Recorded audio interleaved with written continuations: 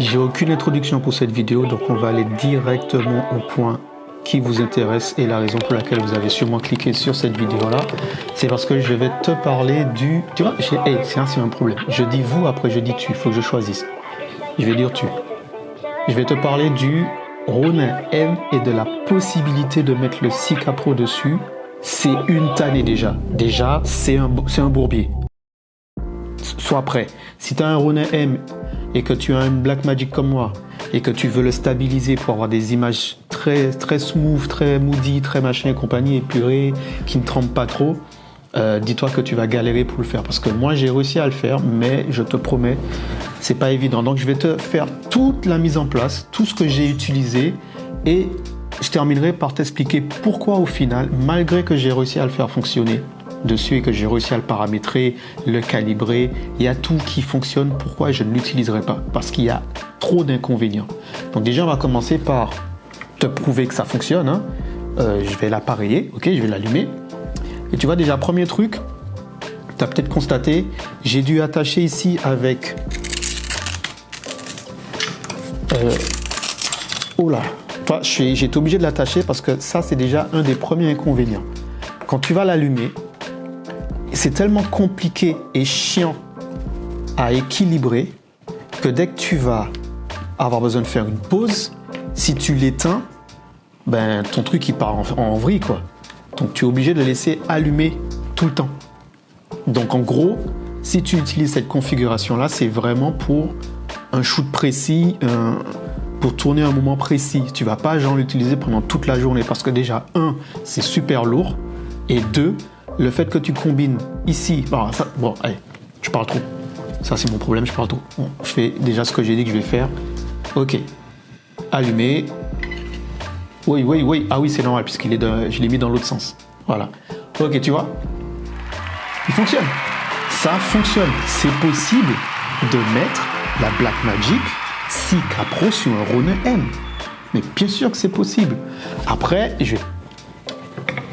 là, on va parler français, LV1. Je vais te montrer le truc qui est le plus relou, c'est ça. Je crois qu'il faut que je reprenne la salle de gym. Ok, tu vois, ça fonctionne.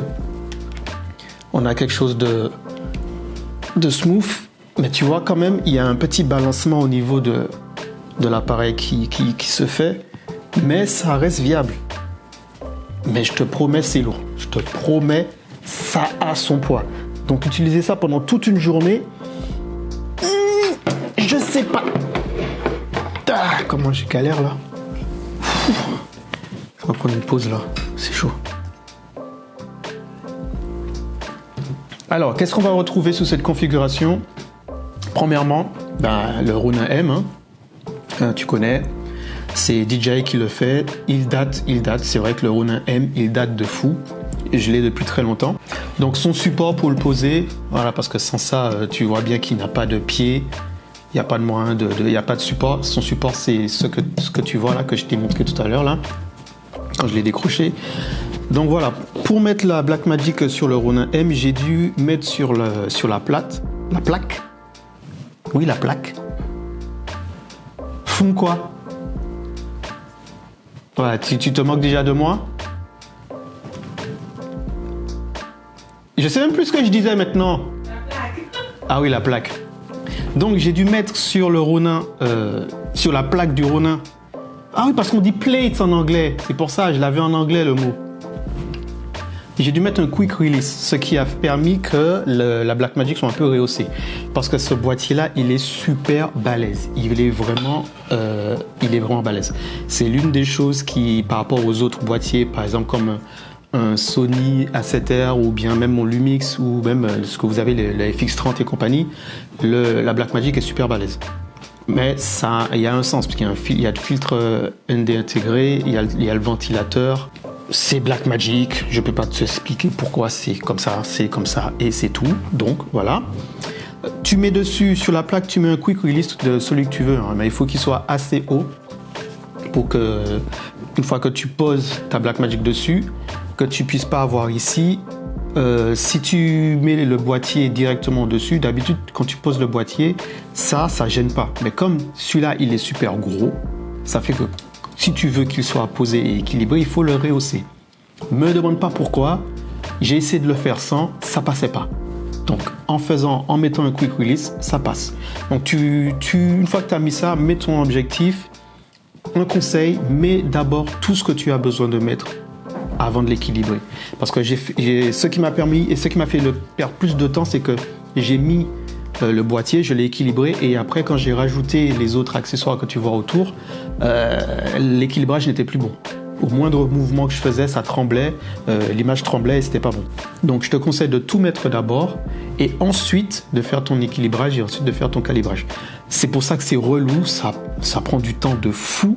Je crois que j'ai dû prendre 1h30 à le calibrer. Ok, peut-être c'est moi qui suis nul, mais en tout cas ça m'a pris 1h30 à le calibrer. Et tout ça pour au final me rendre compte que je n'aime pas la config. Je n'aime pas du tout la config. HDMI sur l'écran, il y a le micro, il y a tout. Mais ça là, avoir ici le disque dur qui se balade comme ça, c'est juste pas possible. J'ai encore des fils qui pendent, mais bon, j'avoue, je les ai pas. J'ai pas fait passer les câbles encore pour l'instant, mais parce que je n'aime pas la configuration. C'est pour ça que j'ai peut-être pas fait passer les câbles.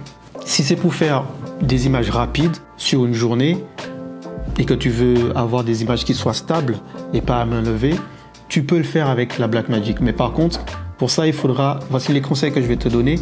Il faudra que ton système d'enregistrement soit de la carte ou du CF, soit de la carte SD ou du CF. Évite le disque dur parce que comme tu vois, s'il n'y a pas vraiment de place, il n'y a pas vraiment de moyen pour mettre le disque dur. Moi, je l'ai mis là, j'aime pas, alors que normalement, j'aurais dû le mettre peut-être sur le Ronin quelque part ici. Mais voilà, tu comprends, ça fait passer encore plus de câbles et c'est pas très viable d'avoir le câble d'enregistrement de tes fichiers qui se balade comme ça. Il suffit que tu fasses pas attention, tu passes à côté de quelqu'un, il bouge ton câble pendant ton enregistrement et ton truc il saute. Donc c'est mieux d'avoir de l'interne pour faire de l'enregistrement. Déjà ça va t'enlever, et je le fais en même temps, comme ça tu vas voir, ça va t'enlever ça. Ça te permettra d'avoir ça en moins. En même temps, je vais vous présenter toutes les pièces qui sont dessus. Comme ça, c'est des choses que vous pourrez avoir et référencer pour plus tard après. L'alimentation.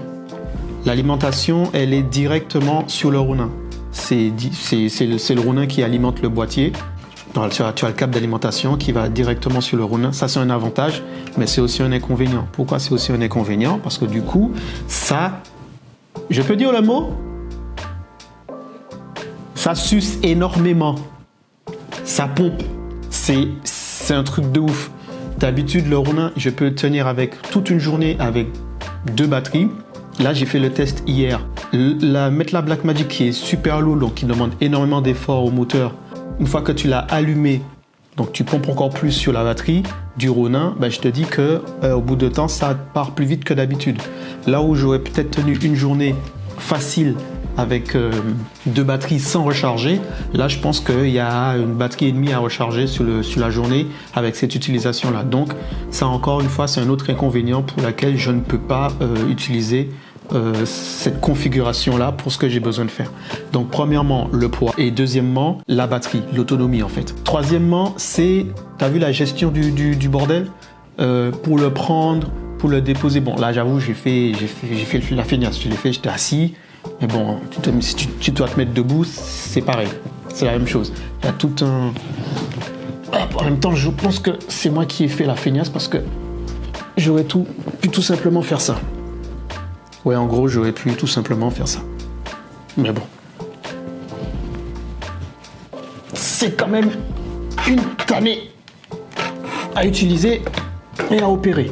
Plus gros problème que je rencontre avec cette configuration-là, c'est la mise au point. C'est vraiment le dernier des paramètres qui vont faire que je ne vais pas garder cette configuration-là sur un setup destiné à une journée pleine. Comme je dis tout à l'heure, sur un petit tournage, un petit moment, j'ai une scène bien précise à tourner. Je peux prendre le temps de juste le mettre. J'ai pas besoin de micro, j'ai pas besoin d'écran, j'ai pas besoin d'avoir tout le reste des trucs autour. Je mets une petite carte SD où je peux filmer dessus 10 minutes pour ce que j'ai besoin de faire parce que généralement tu filmes pas plus de 10 minutes sur certaines petites scènes. C'est largement suffisant. Et oui, alors dans cette configuration-là, oui, mais pour une configuration pleine journée, genre cérémonie de mariage ou événement, ou même tournage clip, non, c'est juste impossible. C'est une horreur à opérer, à paramétrer. Regarde, il suffit que par exemple, pendant que je filme, si je baisse la caméra et qu'elle sort du truc, ah non, là, elle l'a pas fait. Elle me fait mentir. Et je te promets, j'ai fait le test, je l'ai baissé, je l'ai remonté, et du coup, elle a commencé à vriller. Donc peut-être que là, je l'ai mieux équilibré qu'hier, peut-être. Ça doit être ça.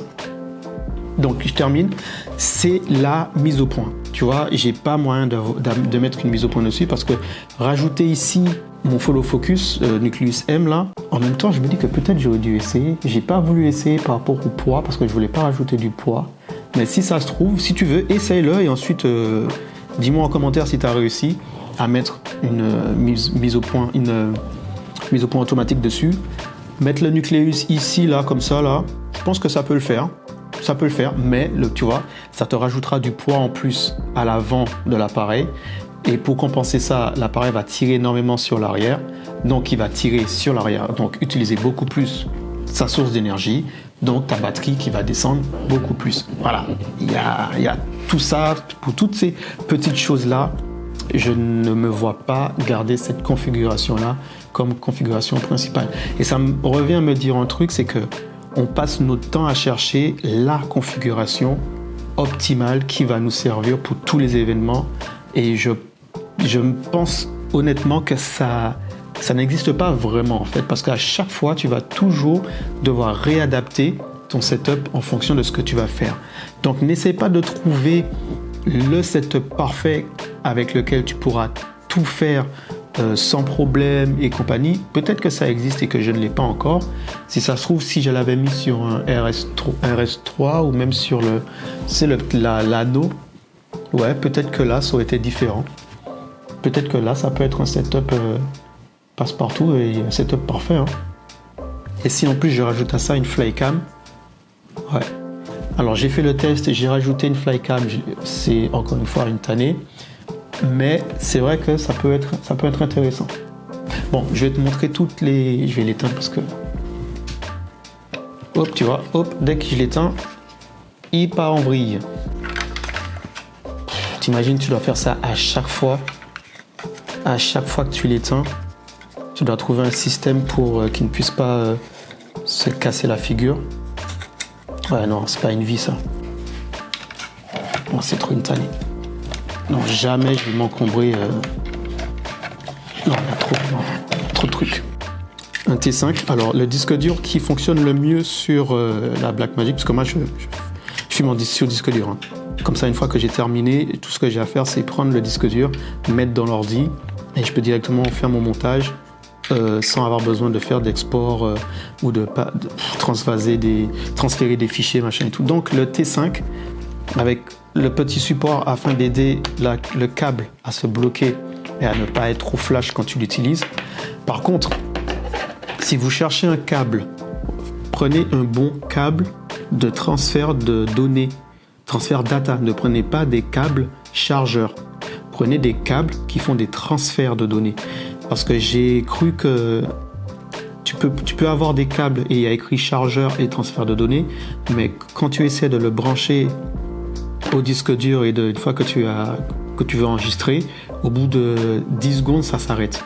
Je parle de tout et de rien, et surtout de rien. Tu peux monter ta Blackmagic sur le Ronin M. Les gars, vous m'excuserez, hein. Cette vidéo, elle est brute, elle est sauvage, elle est très roots. Ben, je vais pas la recommencer, je vais la laisser comme ça, flemme. On m'a demandé de faire une vidéo sur est-ce que c'était possible de mettre la Blackmagic sur le Ronin M. Ben oui, en fait, oui, c'est possible. C'est possible, mais comme j'ai dit au début, c'est une galère, c'est une tannée. C'est pas pratique, c'est lourd, c'est chiant à calibrer. Pour accessoiriser, c'est chiant aussi. Donc pour moi, je pense que la meilleure configuration, ce serait que tu prennes un RS3 de chez DJI, parce que lui, il est fait pour ça. Il peut supporter très facilement la Blackmagic. Ou sinon, tu prends le Ronin, mais tu prends l'anneau. Moi, je pense que c'est ce qu'il faudrait que je fasse, que je prenne l'anneau. Ou je reste en organique. Je pense que ça va être ça. Je vais rester en organique. La vidéo, je l'ai déjà montré, je l'ai déjà fait. Je vais te la mettre dans la description, comme ça tu vas voir de quoi je parle. Les gars, j'ai plus rien d'autre à vous dire, hein, à part que tu vois à quel point je suis déçu. Hein. Je suis déçu parce que j'aurais bien aimé garder cette configuration-là, mais avec tous les points négatifs que je t'ai dit, avoir autant de points négatifs sur une journée, c'est trop relou. Bon, ben on fait comme d'habitude, hein, on s'abonne, on like, on partage, on commente, tu me dis si cette vidéo a été utile ou pas. Donne-moi tes configurations, si toi tu as réussi à le faire et que tu as des astuces, dis-le-moi en commentaire. Je serais ravi de pouvoir te les lire et peut-être améliorer une prochaine fois cette configuration-là. Mais j'abandonne pas, je reviendrai. Mais peut-être cette fois-ci avec l'anneau plutôt que ce Rune M là.